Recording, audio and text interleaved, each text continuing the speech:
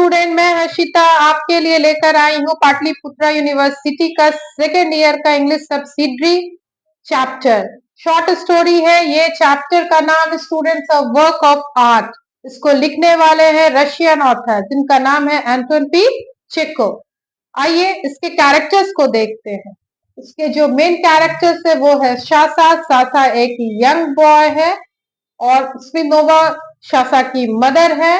Doctor शेलकॉफ, lawyer उखोव, comedian सोशकिन और wig maker.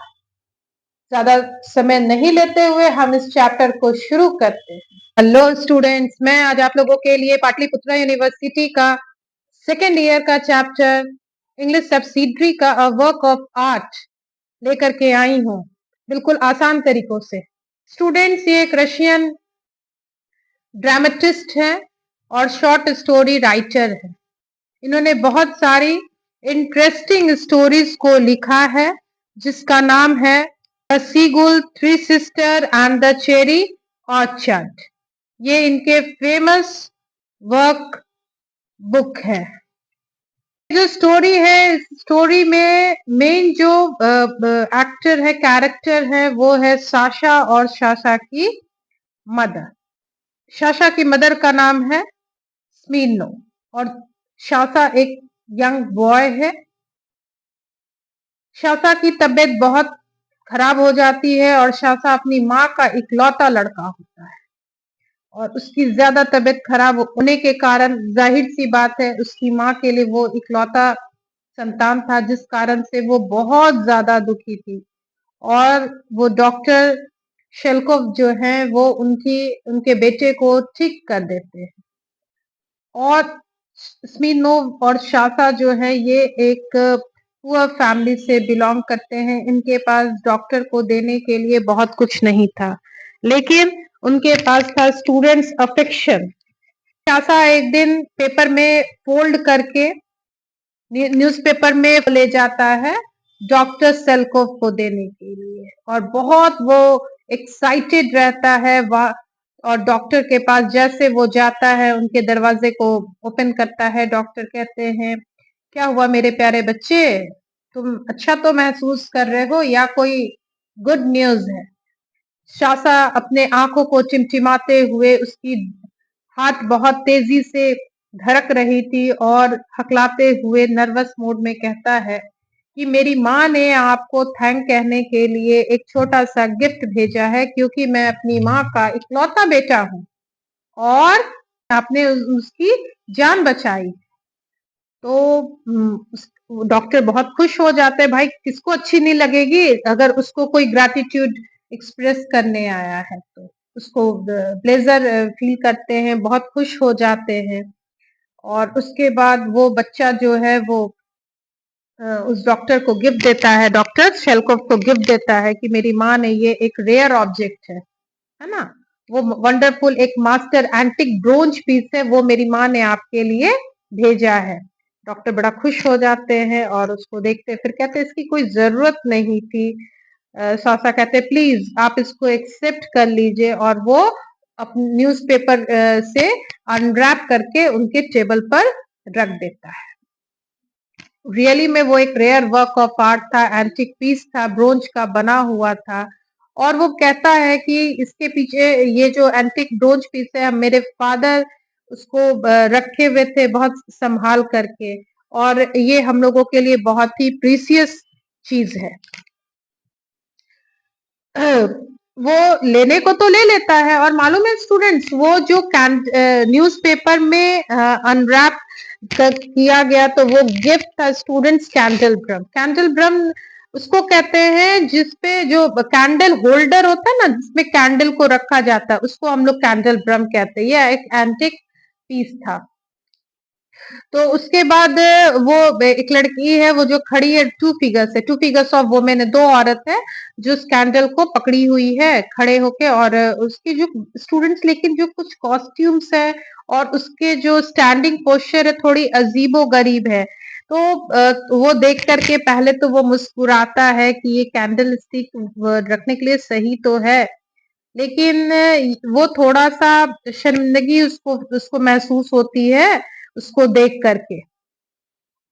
क्योंकि उसके जो क्लॉथ्स थे, जो उसने कपड़े पहन रखे थे या उसके जो स्ट्रक्चर्स बने हुए थे, वो थोड़े अजीबो-गरीब थे और डॉक्टर का ये सोचना था कि उसके क्लिनिक में तो हर तरह के लोग आते हैं, तो वो सोचता है कि मैं कैसे इसको रखूँ।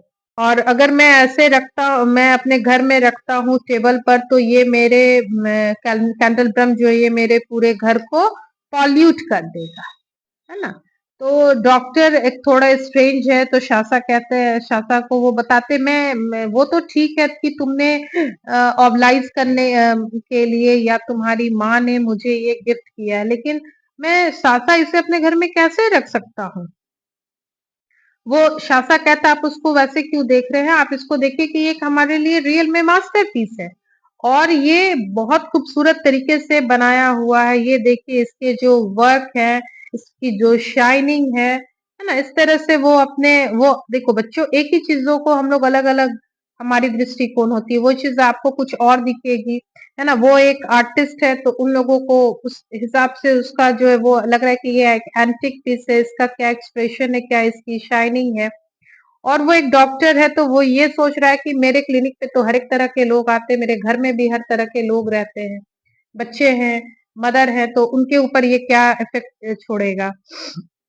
तो इस तरह से फिर वो बच्चा जो है वो घर पर चला जाता है और वो रख लेते हैं। फिर डॉक्टर वो सोचते हैं कि मैं क्या करूँ इसको मैं एक्सेप्ट करने से इस बच्चे को रिफ्यूज़ भी नहीं कर पाया, लेकिन यहाँ पे मेरी माँ भी रहती है और मैं क्या करूँ? तो फिर उसको थैंक्स कहता है और फिर वो बच्चा चला जाता है।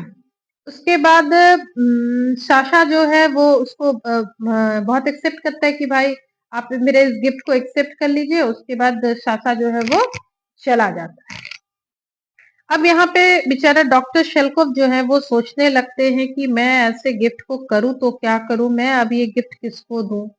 है ना? तो उनका एक फ्रेंड है जिनका नाम है स्टूडेंट्स उखो। ये पेशे से लॉयर है। तो डॉक्टर है इनके बहुत सारे प्रॉपर्टीज केस को और जो इनके पर्सनल केस को ये देखते हैं, ये लीगल सर्विस प्रोवाइड करते हैं डॉक्टर शेलकोव को। तो डॉक्टर शेलकोव जो है जब उकोव उनसे काम कराते हैं लीगली उकोव से वो काम करवाते हैं लीगली तो उसके लिए वो कोई चार्ज नहीं लेते। तो ये सोचते हैं क्यों नहीं मैं अपने फ्रेंड और एज वेल एज लॉयर उकोव को ये अपने तरफ से एक मास्टरपीस गिफ्ट कर देता हूँ।